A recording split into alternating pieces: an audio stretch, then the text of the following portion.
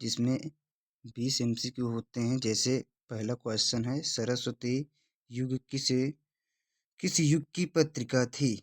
तो आपको पता है द्विवेदी, इसमें एक राइट हो जाएगा द्विवेदी। फिर है कफन कहानी के लेखक। कफन कहानी के लेखक, जैसे आपको पता है कि इसका भी राइट बी बन जाएगा। ठीक है।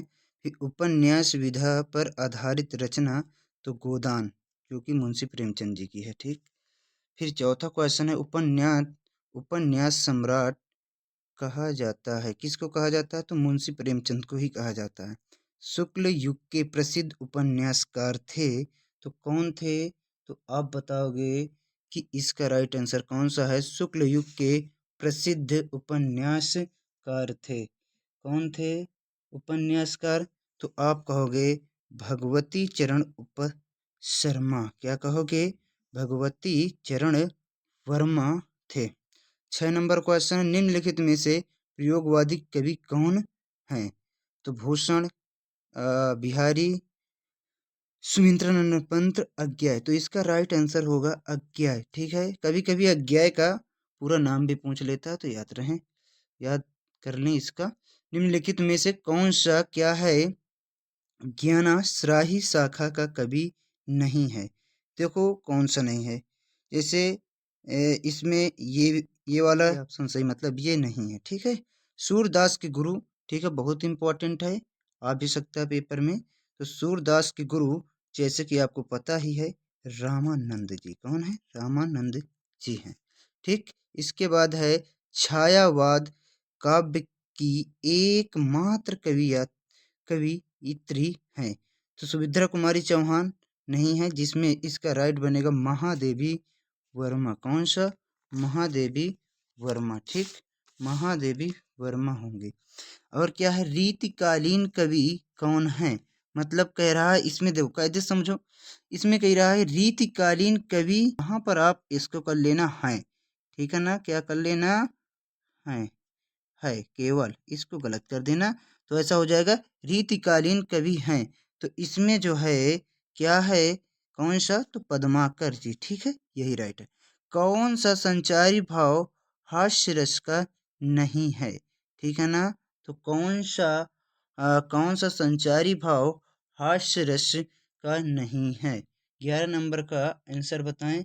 11 का आंसर बताइए, कमेंट में बताइएगा इसका। निर्मल तेरा नीर अमृत के समान उत्तम है, पंथी में अलंकार, तो उपमा अलंकार। कौन सा? उपमा अलंकार है। सोरठा के किस चरण में 13 मात्राएं होती हैं? तो इसका डी नंबर ऑप्शन सही है। क्या है? दूसरे और चौथे में। ठीक है, दूसरे और चौथे में। फिर है पर्यावरण शब्द में उपयुक्त उपसर्ग। ठीक है, प्रा या परि या वरण या पारे। तो आप कहोगे सी नंबर इसका राइट हो जाएगा। चतुर्थ चार भुजाओं भुजाओं का समाहार, यहाँ पर चतुर्भुज में समास कौन सा है? ठीक है, तो कौन सा है? तो आप कहोगे सर जी इसमें तो दोनों हो सकते हैं, मगर राइट इसका दिगु ही माना जाएगा। बहुव्रीहि भी हो सकता है, मगर दिगु ही राइट माना जाएगा। ठीक है। धनुष का पर्यायवाची शब्द है, कौन सा है? पवि है, क्या है? कुलिस है, या अश्मि है, या कोदंड है? तो कोदंड माना गया है, कोदंड है। ठीक है। और क्या है, युष्मद शब्द का पंचमी विभक्ति बहुवचन बहुवचन का रूप होगा, तो कौन सा होगा? तो इसमें जब आप देखोगे तो तीसरा नंबर अर्थात सी नंबर राइट बन जाएगा। ठीक है। वाक्य के कितने अंग होते हैं? वाक्य के कितने अंग होते हैं? तो आप कहोगे दो। कितने? दो। पूछा गया क्वेश्चन है। क्रिया के जिस रूप से, क्या है? क्रिया के जिस रूप से वाक्य में कर्ता कर्म या भाव की प्रधानता का पता चलता है, उसे क्या कहते हैं? उसे वाच्य कहा जाता है मेरे बच्चों, वाच्य कहा जाता है। स्थानवाचक क्रिया भी विशेषण है। तो स्थान को मतलब समझ रहे होंगे, तो बी नंबर सही है इसका। ठीक है। अब आते हैं, अब देखेंगे कि ये बा या खंड बा कह सकते हो वर्णनात्मक प्रश्न। ठीक है ना? निम्नलिखित गद्यांश पर आधारित प्रश्नों के उत्तर दीजिए। तो मित्रता लेसन आपका आया है, तो आप कहोगे मित्रता लेसन, और मित्रता पाठ से आया है, और जिसके लेखक आचार्य रामचंद्र शुक्ल हैं बच्चों, आचार्य रामचंद्र शुक्ल। अब इस वाली व्याख्या में अथवा करके देख लीजिएगा, तो ईर्षा से आपको पता चल गया होगा कि ईर्षा तू न गई मेरे मन से, अर्थात रामधारी सिंह दिनकर के लेसन से आया हुआ है। नेक्स्ट वाला देखेंगे 22 नंबर का, इसमें है पुरते निक्सी रघुवीर, क्या है पुरते निक्सी रघुवीर।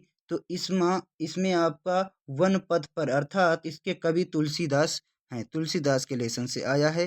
फिर अथवा करके देखेंगे, तो अणु युग बने धरा जीवन हित स्वर्ग सृजन का साधन, ठीक है।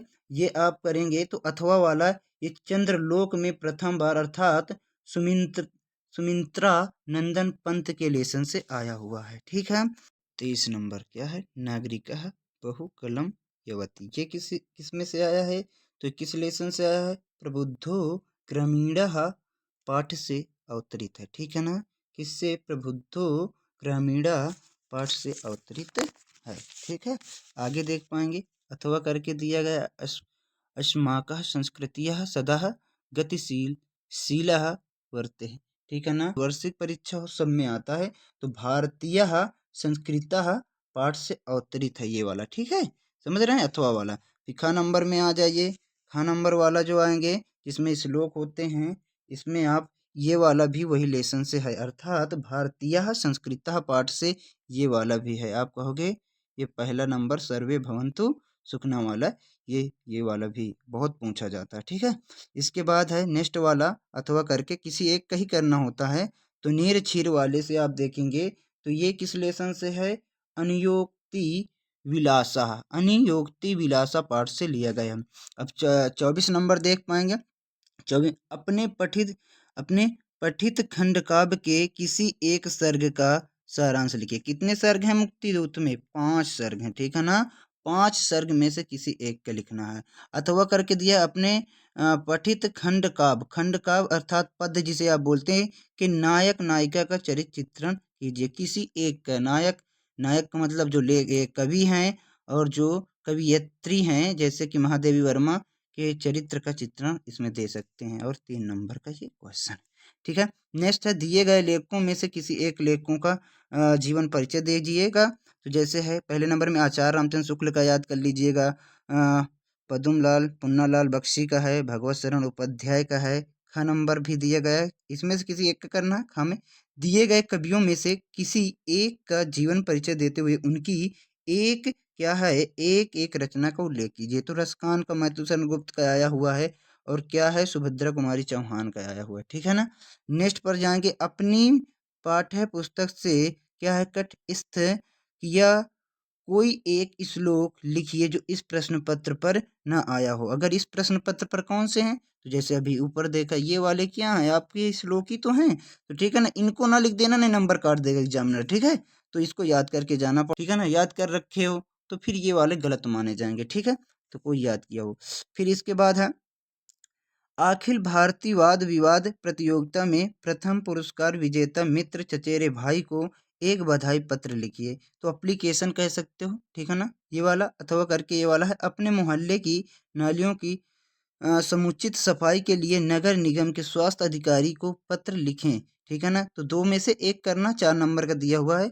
और फिर इसके बाद निम्नलिखित प्रश्नों में से किन्हीं 2 प्रश्नों के उत्तर संस्कृत में दीजिए। 4 उत्तर देख लीजिएगा, 4 क्वेश्चन दिए गए हैं, चारों में से 2 उत्तर देना होता है, और इनको आप दे पाएंगे। फिर है 30 नंबर, आप देखेंगे निम्नलिखित में से किसी एक विषय पर निबंध लिखो। चाहे जीवन में कंप्यूटर का महत्व बताइए, चाहे वृक्षारोपण का महत्व लिखिए, और नारी सशक्तिकरण या बेरोजगारी की समस्या का क्या कहोगे, समाधान।